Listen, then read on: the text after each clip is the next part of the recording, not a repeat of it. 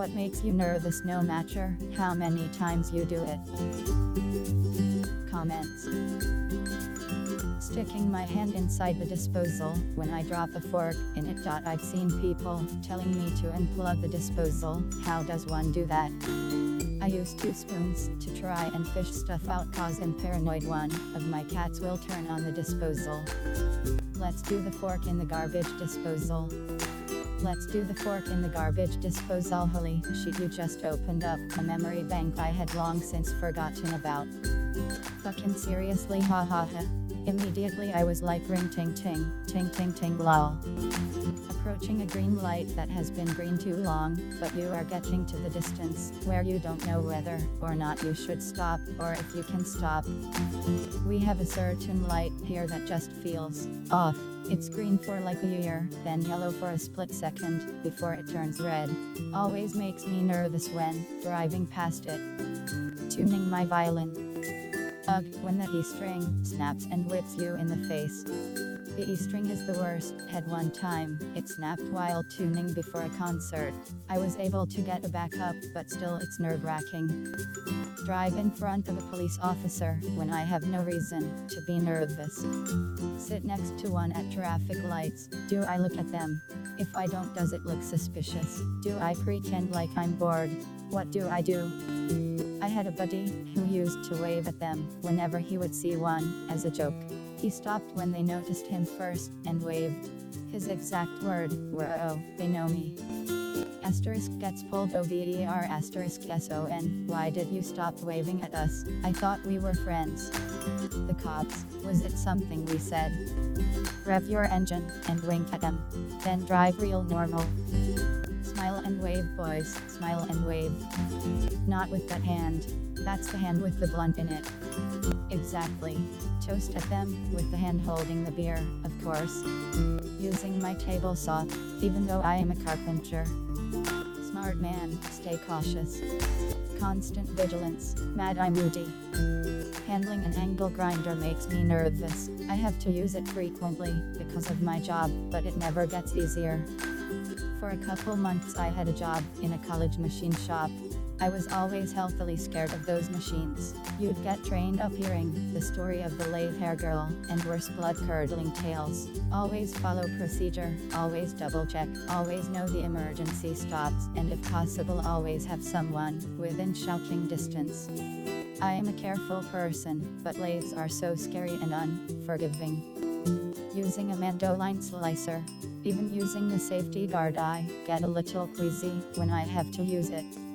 I sliced my thumb open once because I thought I was too good for the guard. I never ever use it without the guard now, and still get too nervous to cut that far down with it.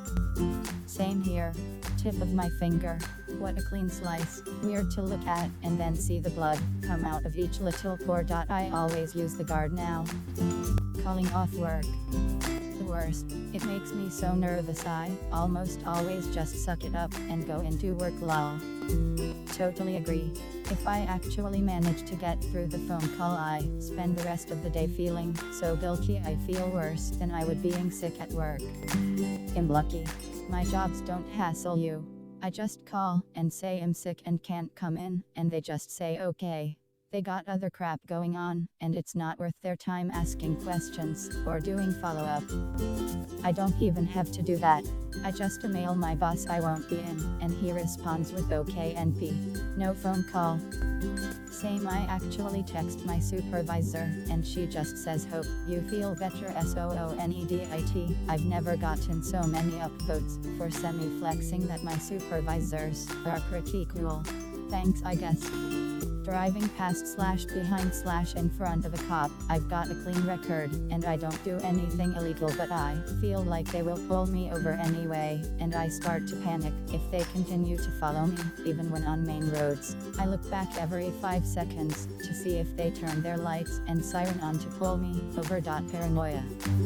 I just got pulled over for the first time last night. I looked for anything and everything I could have done wrong, and the only thing I could think was I and switching insurance companies, but when he wakes up he simply said, "Don't grab your wallet, I just wanted you to know your headlights are off." I was so relieved, but it scared the fuck out of me.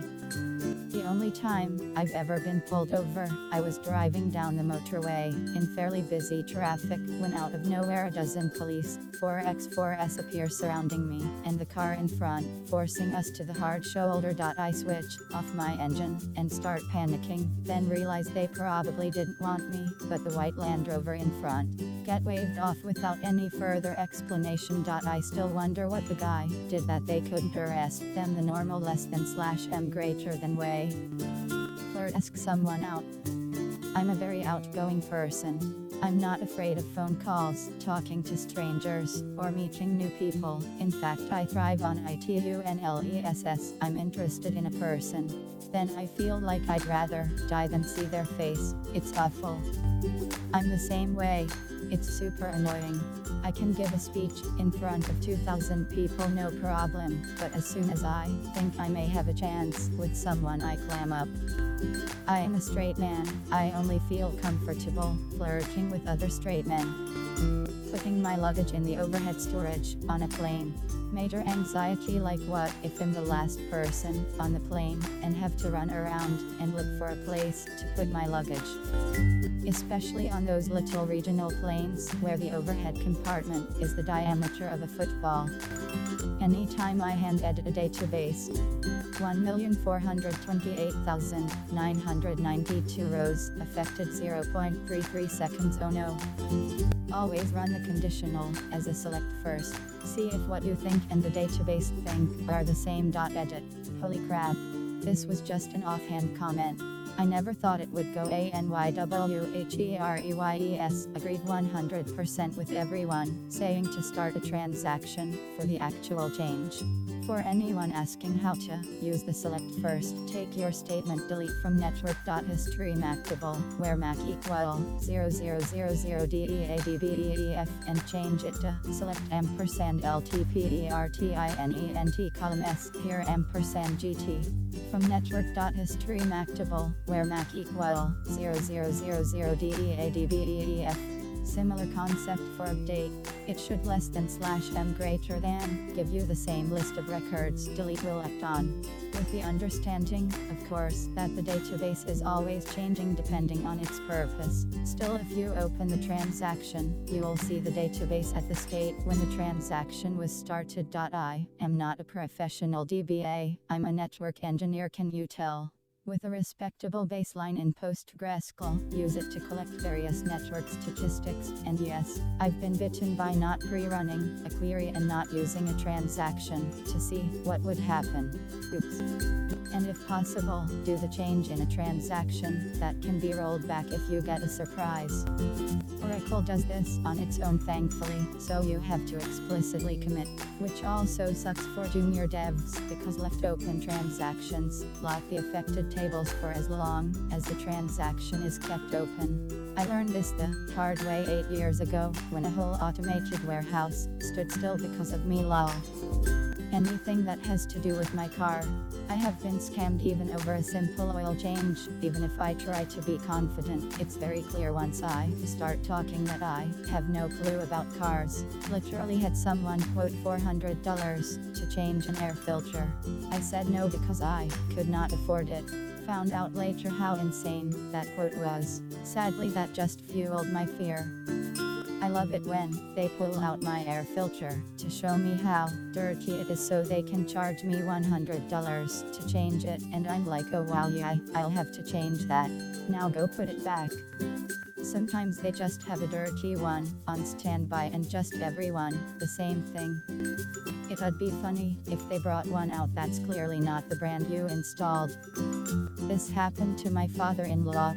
They showed him a filthy traditional square filter and he said my filter is circular. He had a truck that happened to have a circular one. Had a friend whose dad would write his initials in Sharpie on the filter underside. Supposedly he caught a place trying to pull this over on him, and they changed his oil for free. Asterisk less than slash sub greater than pretended to change his oil for free. Put your initials on the engine oil as well. Checkmate. Happened to me once too. It was obvious the tech didn't even glance at my car. It had a bright blue performance cotton cone filter, think like K, ampersand AMPN, and wasn't even in an airbox of any sort, so just peeking in the hood, it's clearly visible. They brought out a shitty paper red square filter. I'd like to imagine the guy getting all flustered and trying to make up an excuse about mixing the cars up, but still looking like a jackass. My dad told me to always get multiple opinions and quotes from different businesses, so I do that and it helps, except for oil changes because I get that enough that I know who's the cheapest. Yes, mine has given that advice too. Where I struggle is that the mechanics try to make it sound like your car can't even make the trip home. You'll die if you drive it again. The manipulation is too much. Your brakes are rusted through and need a complete rehaul. Don't you value you and your loved ones' lives? Nope. My Phil showed me how to change my own oil. It's not as much cheaper as I hoped. The Oil Plus filter is $50. Then you have to jack the car up, get under it, and do the job, then clean up and dispose of the oil. After that, an $80 oil change isn't such a bad deal. I still do it myself cause it seems to have become a family tradition. I think most places use oil changes as loss leaders or very low profit leaders. The idea is that if you get an oil change at a place regularly, then you'd probably also get your brakes, tires, and other items there too when it's finally time. They earn your business with those cheap oil change coupons, and then finally make money on easy profitable jobs like changing brakes. When my boss goes, "Can we just have a quick chat?" My boss did that to me when I took a day off last year. Was very nervous as I knew it was important if he was asking me to chat on my personal day, and sat there nervous about it for 3 hours leading up to our meeting. Turns out I was getting a promotion to manager with a nice pay raise. That day was a whirlwind of anxiety and emotions. My boss did this when extenuating circumstances forced me to take like a week off. I told him about my life situation and that I needed to use like 5 days of PTO, and he said, "Okay, when you get back, we need to talk." Fuck me lol. Luckily the next day, he messaged me saying, "Oh, and don't worry, it's good news." Lol, he probably realized how it seemed. Since so much of business is done over a mail or text, when I need to call someone, I mention the content. If I say, "Please call me," it sounds like they're in trouble. If I say, "Please call me to work out details on the July 23rd project," it's a little less scary. This is exactly the advice I got on a leadership course I had to take years ago. Always say briefly what the chat is going to be about, and if it is going to be positive or negative. "Please call me so we can talk about your upcoming termination." Well, at least you know what to expect. LPT. If you don't call afterwards, he can't fire you. Seems like that could have waited until you were back in. These days I always straight up ask if I'm in trouble or getting fired. I don't even ask. I just quit immediately. Most of the time, these days it's just a question or something benign, but I straight up ask to make sure I don't pre-worry about whatever it is. I have a rock collection in my office. If they fire me, I have to move some shit out. So it's a rock fight you want, eh? Why don't you take a seat? So I was going through your performance review. Tell me, how do you think it's going?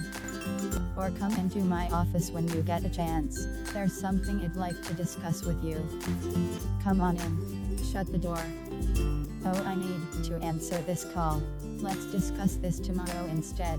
Spend the next 15 hours retching less than /m greater than.